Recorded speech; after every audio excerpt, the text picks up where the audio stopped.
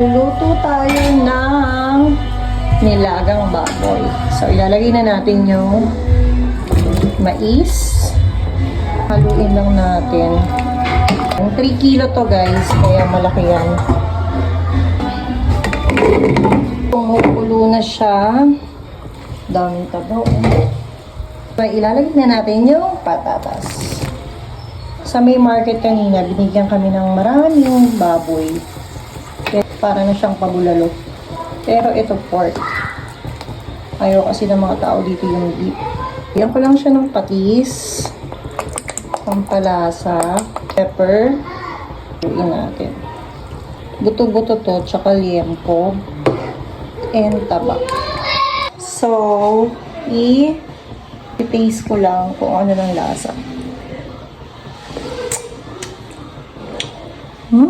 Sarap. Manti-mantika na siya, oh. Hinapin na maluto, guys. Tayin natin ang Baguio beans. Hali na natin yung repolyo. Ito muna yung lagayan ko. Paano kaya ito? So, gagawa tayo ng sausawan. Kalamansi.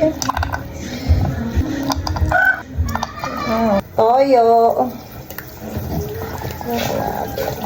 Chile. So, lagay na natin sibuyas. Ngayon ko lang siya nilalagay para hindi ma-overcook. Lagyan natin ang spring onion. Pechay. So, pinatay ko na yung apoy. And then, tatakpan lang natin yan. So, ito na yung ating nilagang baboy.